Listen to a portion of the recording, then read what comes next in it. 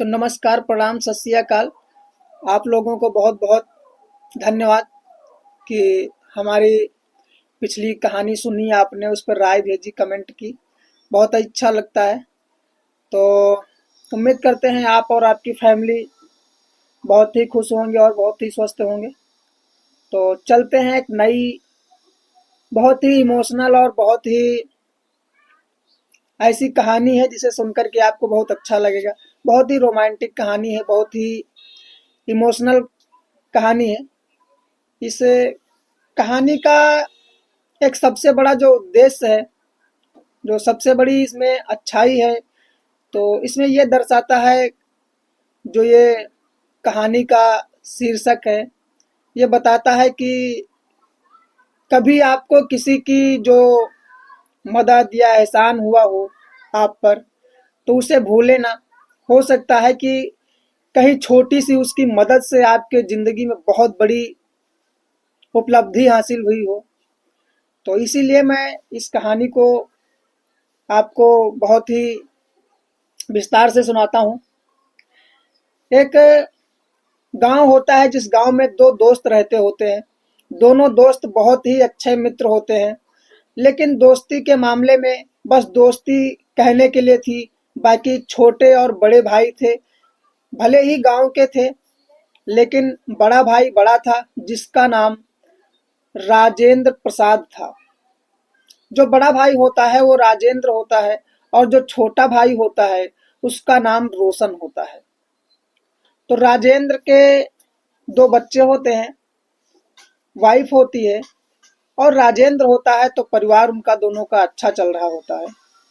लेकिन इधर एक रोशन है, जिसे नन्हे नन्हे के नाम से लोग जानते हैं, उसे नन्हे नन्हे कहते हैं। इसके माता पिता बचपन में गुजर जाते हैं, तो ज़्यादातर जो खास लगाव है वो राजेंद्र से रहता है।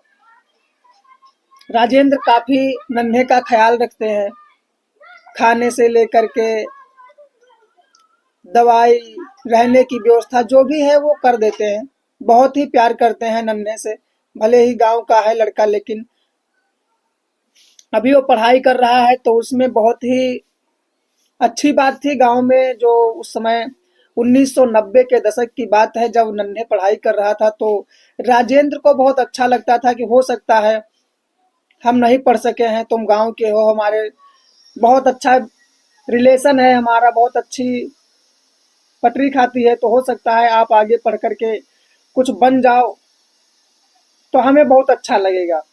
राजेंद्र की सोच आखिर नन्हे की जिंदगी बदल देती है। कैसे? राजेंद्र एक बार बहुत ही मुसीबत में इस नन्हे का साथ देता है। नन्हे कहता है कि मेरे पास ना अब खाने की व्यवस्था है, ना रहने की व्यवस्था है, भैया आप कब तक करते रहेंगे? तो राजेंद्र कहते हैं कि हम तो हमेशा करते रहेंगे।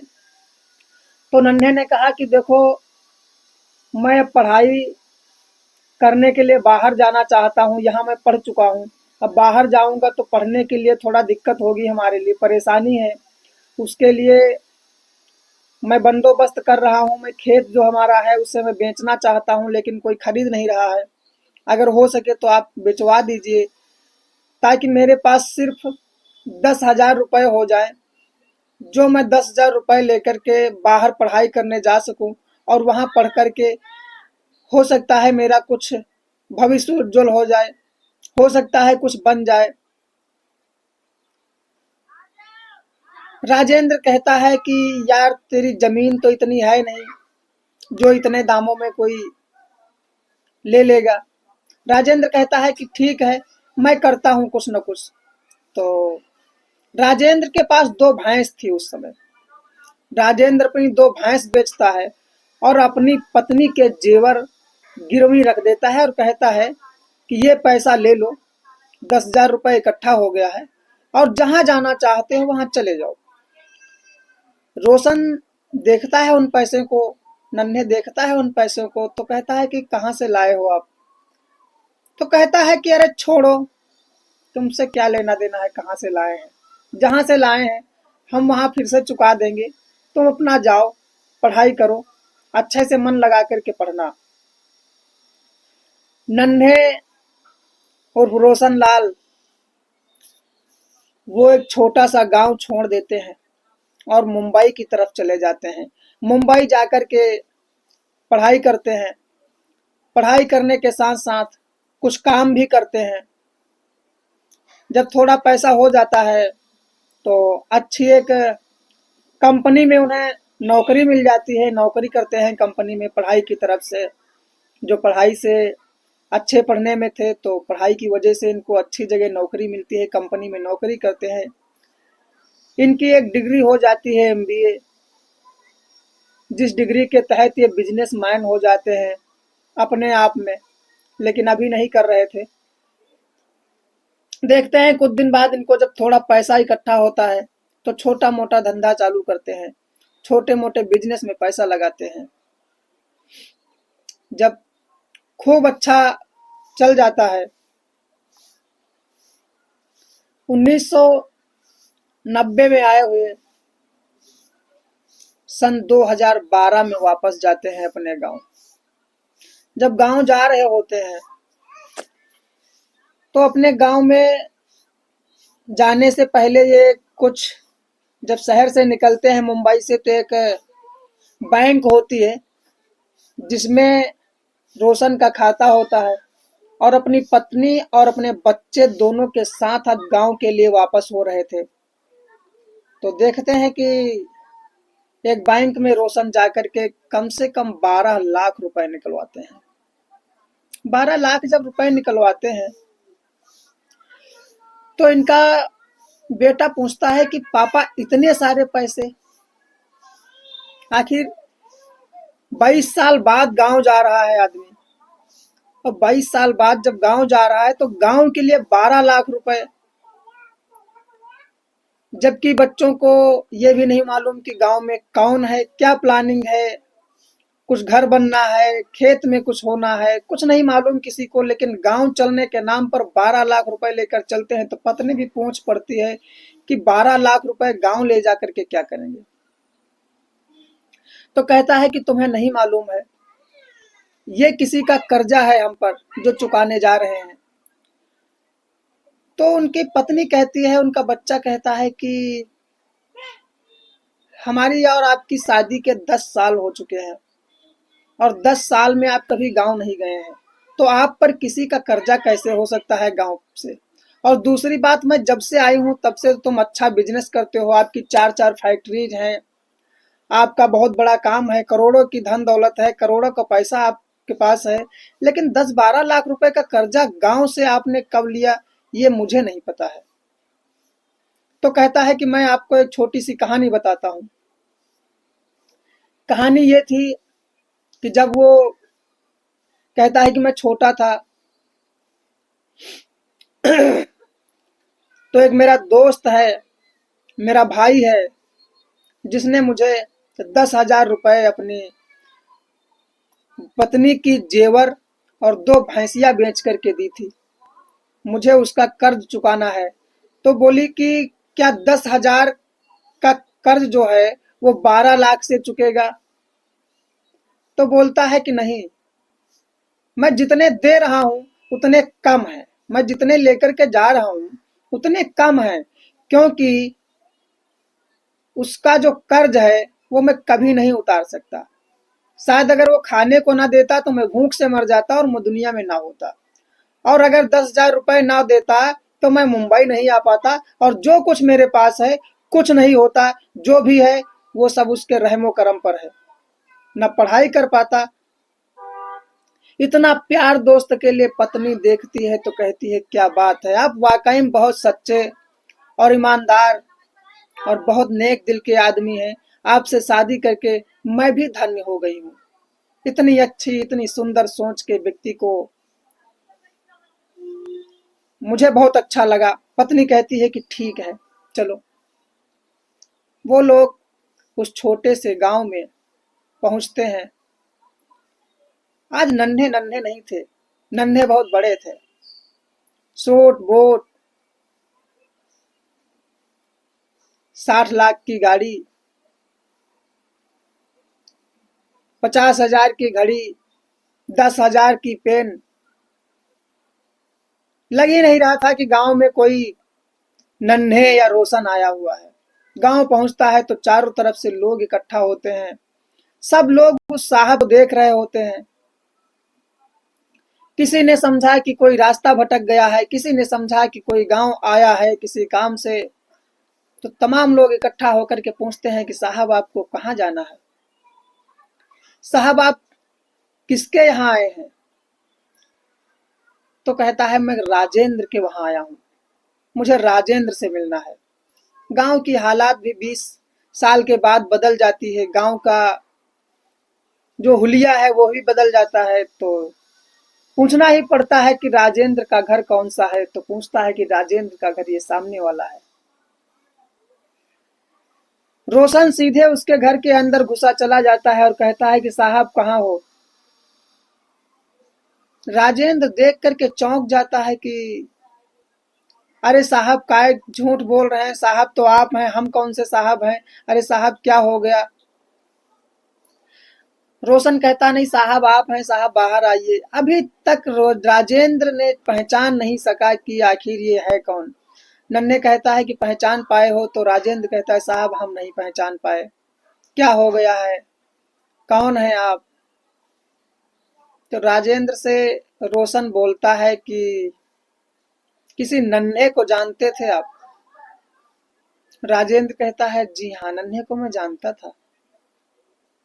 नन्हे मेरा दोस्त भी था, नन्हे मेरा भाई भी था। तो कहा अभी है, आपके सामने नन्हे ही खड़ा है, लेकिन ये बड़ा हो गया है। राजेंद्र के खुशी का ठिकाना नहीं था और पहली बार मिल रहे 20 सालों में नन्हे को राजेंद्र जैसे अपने भाई से मिलने में इतनी खुशी थी कि वो अपनी बातों से बयां नहीं कर सकता था। दोनों फूट फूट कर रोने लगते हैं, दोनों के आंखों में आंसू आ जाते हैं। राजेंद्र की वाइफ तब तक आती है और कहती है कि कौन आ गया है। कहते हैं अपना नन्हे आ गया है। बहुत ही प्यार से प्रणाम होते हैं, नमस्ते होती है और ले जाती है। कहती है कि चलो हम चाय बनाते हैं, आप चाय पी लीजिए।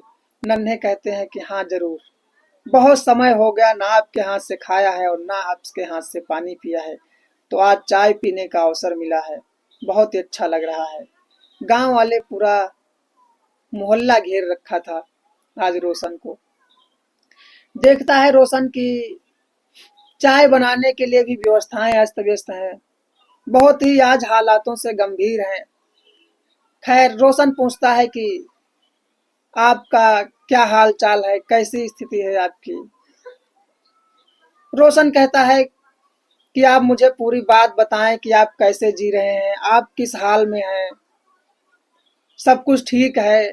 तो राजेंद्र कहता है कि आपके जाने के बाद एक तो उदासी बहुत ही है कि आपसे मुलाकात नहीं हुई, आपकी कोई खबर नहीं मिली। जर्जर मैं आपके प्रेम में, आपके भाईचारे में मैं रोज घुटता हूँ कि मेरा नन्हे कहाँ होगा, मेरा नन्हे अब तक आया क्यों नहीं। नन्हे इन सब बातों को सुनकर के हैरान हो जाता है कि इतना सम्मान देने वाला, इतना प्यार करने वाला राजेंद्र जैसा भाई जो रोज मुझे याद करता है और मेरी यादों में ये बहुत ही परेशान हो रहा है। नन्हे कहता है अब तेरा भाई आ गया है, तेरा दोस्त आ गया है, रोशन आ गया है। कहता है कि घर के हाल चाल बताओ। तो राजेंद्र कहता है घर के हाल चाल थोड़ा खराब चल रहे हैं। जब से मेरी भैंसें बिक गई थी तब से मैं भैंस नहीं खरीद पाया, तो घर की रोजी रोटी का कोई साधन नहीं जुट पाया। गिरवी रखे हुए जेवर वापस नहीं आ पाए नन्हे। मैं फिर बच्चे हो गए तो उनका भी परिवार देखना था, तो तब से ऐसी स्थिति चल रही है। अब थोड़ा लड़का बड़ा हो गया है तो वो मजदूरी करता है, काम करता है, जिससे परिवार चलता है। मैं भी बीमार रहने लगा हूँ, मुझे भी चिंताएं हैं तमाम प्रकार की। नन्हे रोने लगता है, कहता है कि जिसने मुझे इतनी ऊंचाइयों पर बिठा दिया वो आज बेहाल हो गया है। ये खुदा तेरी कैसी करतूत है, आज मुझे इससे मिला करके कितना कमाल हो गया है। राजेंद्र को आज बहुत ही खुशी थी, इसे भी बहुत खुशी थी नन्हे को। नन्हे ने देखा कि बच्चा जो लड़का है राजेंद्र का वो घर पर नहीं है, तो पूछता है तो कहते हैं कि मजदूरी करने गया है, अभी आ ही रहा होगा। खैर तब तक बच्चा आ जाता है राजेंद्र का, पूछता ही है कि आप कौन हैं, ये कौन है, राजेंद्र से पूछता है तो कहते हैं ये तेरे चाचा हैं, ये मेरे दोस्त हैं, ये बहुत दूर से आए हैं, मुंबई में रहते हैं। नन्हे बता क्या काम करता है तू, राजेंद्र कहता है कि नन्हे बता क्या काम करता है, तो नन्हे कहता है कि नन्हे काम करता नहीं है, अब नन्हे काम करवाता है। 4 फैक्ट्रीज हैं और चारों में, हर फैक्ट्रीज में 4-4 मैनेजर हैं, 16 मैनेजर हैं, जिनकी तनख्वाह मैं 40,000 50,000 रुपए देता हूँ। आज राजेंद्र की खुशी का ठिकाना नहीं था। ये सब सुनकर के राजेंद्र के मन को बहुत तसल्ली थी। खैर राजेंद्र के तो बहुत ही हाल बेहाल हो चुके थे। राजेंद्र का लड़का मजदूरी से परिवार चला रहा था। राजेंद्र ने बताया कि लड़की है एक, लेकिन मामा के घर में छोड़ रखा है ताकि परिवार का कुछ खर्चा हल्का हो जाए, मैं इतना सक्षम नहीं हूँ परिवार चलाने के लिए।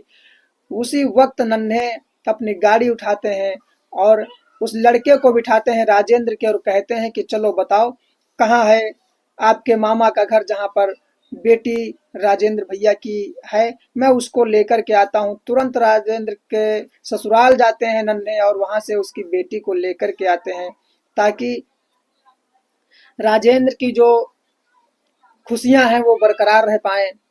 देखता है और बैग वो ब्रीफ केस निकालता है जिसमें 12 लाख रुपए थे और राजेंद्र को पकड़ा देता है कि राजेंद्र ये पैसे तुम्हारे लिए लाए थे हम।